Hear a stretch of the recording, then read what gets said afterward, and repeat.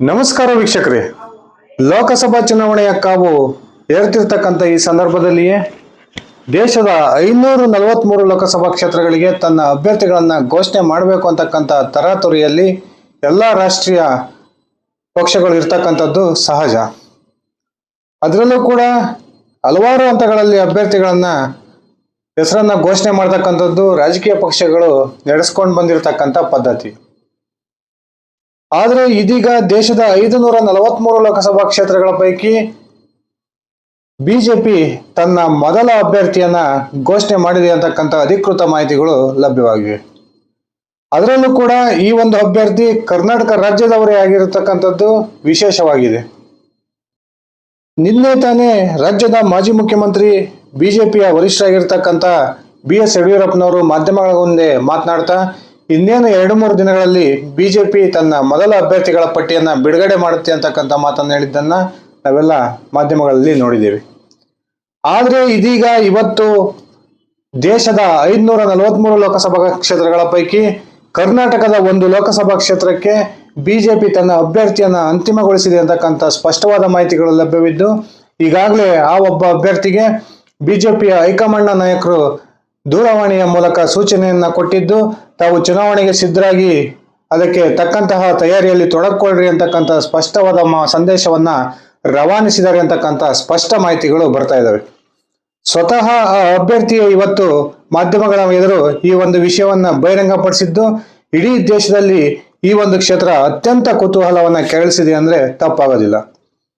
ಬನ್ನಿ ಸ್ನೇಹಿತರೆ, ಹಾಗಾದ್ರೆ ಬಿಜೆಪಿ 543 ಲೋಕಸಭಾ ಕ್ಷೇತ್ರಗಳ ಪೈಕಿ ಕರ್ನಾಟಕದ ಯಾವ ಒಬ್ಬ ಅಭ್ಯರ್ಥಿಗೆ ಟಿಕೆಟ್ ಅನ್ನ ಫೈನಲ್ಗೊಳಿಸಿದೆ ತಿಳ್ಕೊಂಡು ಬರೋಣ.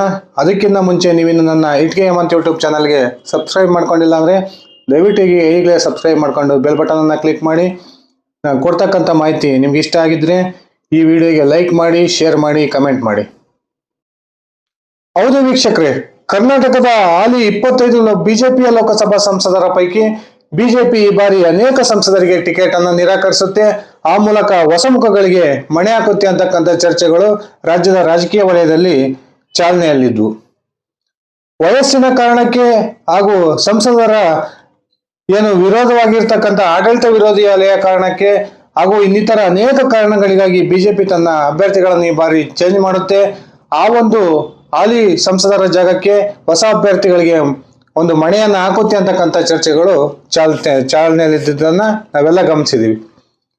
ಆದ್ರೆ ಇದೀಗ ಬಹುಚರ್ಚಿತವಾಗಿದ್ದಂತಹ ಕರ್ನಾಟಕದ ವಿಜಯಪುರದ SC ಮೀಸಲು ಲೋಕಸಭಾ ಕ್ಷೇತ್ರಕ್ಕೆ ಹ್ಯಾಟ್ರಿಕ್ ಗೆಲುವನ್ನ ಕಂಡಿದ್ದಂತಹ ಹಾಲಿ ಸಂಸದ ರಮೇಶ್ ಜಿಗಜಿಣಗಿ ಅವರಿಗೆ ಬಿಜೆಪಿ ಟಿಕೆಟ್ ಅನ್ನ ಅಧಿಕೃತವಾಗಿ ಫೈನಲ್ಗೊಳಿಸಿದೆ ಅಂತಕ್ಕಂಥ ಮಾಹಿತಿಯನ್ನ ಸ್ವತಃ ರಮೇಶ್ ಜಿಗಜಿಣಗಿ ಅವರೇ ಇವತ್ತು ಮಾಧ್ಯಮಗಳ ಮುಂದೆ ಹೇಳಿರ್ತಕ್ಕಂಥದ್ದನ್ನ ನಾವೆಲ್ಲ ಗಮನಿಸಿದೀವಿ. ಈ ಬಾರಿ ವಿಜಯಪುರ ಮೀಸಲು ಲೋಕಸಭಾ ಕ್ಷೇತ್ರದಿಂದ ರಮೇಶ್ ಜಿಗಜಿಣಗಿ ಅವರಿಗೆ ಟಿಕೆಟ್ ಅನ್ನ ಬಿಜೆಪಿ ನಿರಾಕರಿಸುತ್ತೆ. ಆ ಮೂಲಕ ಅರವಿಂದ್ ಲಿಂಬಾವಳಿ ಅಥವಾ ಗೋವಿಂದ್ ಕಾರಜೋಳ ಅವರಿಗೆ ಈ ಬಾರಿ ಅಲ್ಲಿನ ಬಿಜೆಪಿ ಟಿಕೆಟ್ ಸಿಗುತ್ತೆ ಅಂತಕ್ಕಂಥ ಬಹುಚರ್ಚಿತ ವಿಷಯಗಳು ಚರ್ಚೆ ಆಗ್ತಾ ಇದ್ವು. ಆದ್ರೆ ಇದೀಗ ಪಕ್ಷ ತನ್ನ ಹಿರಿಯ ಸಂಸದನಿಗೆ ಮತ್ತೊಮ್ಮೆ ಮಣೆ ಹಾಕಿದ್ದು ರಮೇಶ್ ಜಿಗಜಿಣಗಿ ಅವರಿಗೆ ಈಗಾಗಲೇ ಚುನಾವಣೆಯ ತಯಾರಿಯಲ್ಲಿ ತೊಡಗಿಕೊಳ್ಬೇಕು ಅಂತಕ್ಕಂಥ ಮಾಹಿತಿಯನ್ನ ಕೇಂದ್ರದ ಬಿಜೆಪಿಯ ವರಿಷ್ಠರು ದೂರವಾಣಿಯ ಕರೆಯ ಮೂಲಕ ರಮೇಶ್ ಜಿಗಜಿಣಗಿ ಅವರಿಗೆ ಹೇಳಿದ್ದಾರೆ ಅಂತಕ್ಕಂಥ ಮಾತನ್ನ ಸ್ವತಃ ಜಿಗಜಿಣಗಿ ಅವರೇ ಇವತ್ತು ಬಹಿರಂಗಗೊಳಿಸಿದ್ದಾರೆ. ಈ ಮೂಲಕ ದೇಶದ 543 ಲೋಕಸಭಾ ಕ್ಷೇತ್ರಗಳ ಪೈಕಿ ಬಿಜೆಪಿ ತನ್ನ ಮೊದಲ ಅಭ್ಯರ್ಥಿಯನ್ನ ಅದು ಕರ್ನಾಟಕದಿಂದಲೇ ಅಂತಿಮಗೊಳಿಸಿದ್ದು, ದಕ್ಷಿಣ ಭಾರತದ ದಿಗ್ವಿಜಯಕ್ಕೆ ಆತೊರೆತಿರ್ತಕ್ಕಂಥ ಬಿಜೆಪಿ ದಕ್ಷಿಣ ಭಾರತದಿಂದಲೇ ತನ್ನ ಪ್ರಥಮ ಅಭ್ಯರ್ಥಿಯನ್ನ ಅಧಿಕೃತವಾಗಿ ಅಂತಿಮಗೊಳಿಸಿರ್ತಕ್ಕಂಥದ್ದು ಅತ್ಯಂತ ಅಚ್ಚರಿ ಹಾಗೂ ಆಶ್ಚರ್ಯಕ್ಕೆ ಕಾರಣ ಅಂದ್ರೆ ತಪ್ಪಾಗೋದಿಲ್ಲ. ರಮೇಶ್ ಜಿಗಜಿಣಗಿ ಅವರ ಹೆಸರು ಇನ್ನೇನು ಅಧಿಕೃತವಾಗಿ ಅಂತಿಮಗೊಳ್ಳಬೇಕಾಗಿದೆ ಅಷ್ಟೇ. ಈಗಾಗಲೇ ಬಿಜೆಪಿಯ ವರಿಷ್ಠರೇ ಸ್ವತಃ ಇವರಿಗೆ ಸೂಚನೆಯನ್ನ ರವಾನಿಸಿರೋದ್ರಿಂದ ಬಹುತೇಕ ಯಾವುದೇ ಕಾರಣಕ್ಕೂ ಕೂಡ ರಮೇಶ್ ಜಿಗಜಿಣಗಿ ಅವರ ಹೆಸರು ಬದಲಾಗೋದಿಲ್ಲ.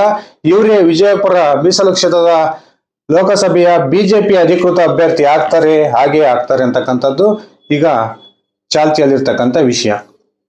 ಗೋವಿಂದ್ ಕಾರಜೋಳ ಅವರು ಕೂಡ ಅತ್ಯಂತ ಸೀರಿಯಸ್ ಆಗಿ ಈ ಬಾರಿ ವಿಜಯಪುರ ಲೋಕಸಭಾ ಕ್ಷೇತ್ರದ ಟಿಕೆಟ್ ಅನ್ನ ಪಡಿಬೇಕು ಅಂತಕ್ಕಂಥ ಪ್ರಯತ್ನವನ್ನ ಮಾಡಿದ್ರು.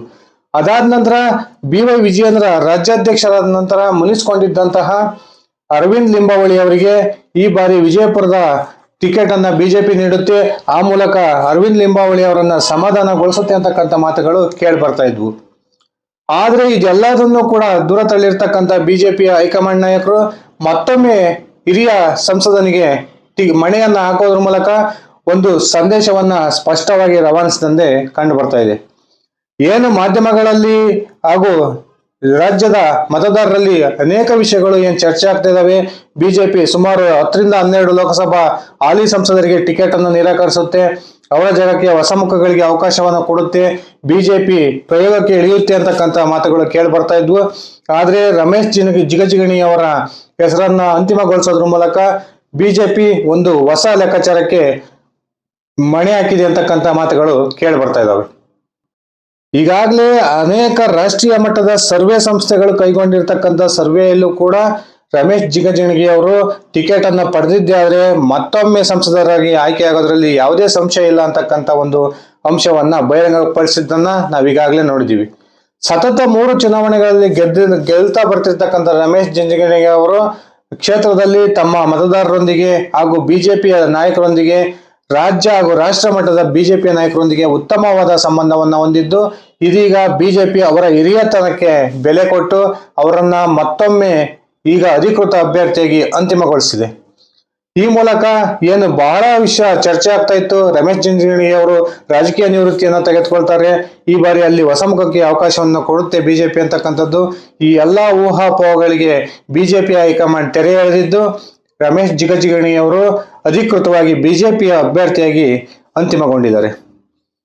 ಖಂಡಿತವಾದ ಸ್ನೇಹಿತರೆ, ತನ್ನದೇ ಆದ ಅಭಿಮಾನಿ ಬಳಗವನ್ನು ಹೊಂದಿರತಕ್ಕಂಥ ವಿಜಯಪುರ ಮತಕ್ಷೇತ್ರದಾದ್ಯಂತ ತನ್ನದೇ ಆದ ಹಿಡಿತವನ್ನು ಹೊಂದಿರತಕ್ಕಂಥ ರಮೇಶ್ ಜಿಗಜಿಣಗಿ ಅವರು ಬಿಜೆಪಿಯ ಅತ್ಯುತ್ತಮ ಆಯ್ಕೆ ಅಂದ್ರೆ ತಪ್ಪಾಗೋದಿಲ್ಲ.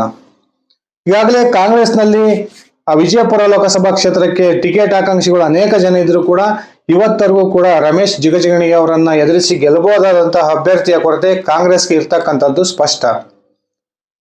ರಮೇಶ್ ಜಿಗಜಿಣಗಿ ಅವರ ವಿರುದ್ಧ ಗೆಲ್ಲಬೇಕು ಅಂತಕ್ಕಂಥ ಅನೇಕ ಪ್ರಯೋಗಗಳಿಗೆ ಕೈ ಹಾಕಿದ್ದಂತಹ ಕಾಂಗ್ರೆಸ್ ಸತತ 3 ಚುನಾವಣೆಗಳಲ್ಲೂ ಕೂಡ ಸೋಲನ್ನ ಕಂಡಿದೆ. ಈ ಬಾರಿಯೂ ಕೂಡ ಹೊಸ ಅಭ್ಯರ್ಥಿಗೆ ಕಾಂಗ್ರೆಸ್ ಮಣೆ ಹಾಕುತ್ತೆ ಅಂತಕ್ಕಂಥ ಚರ್ಚೆಗಳಿದಾವೆ.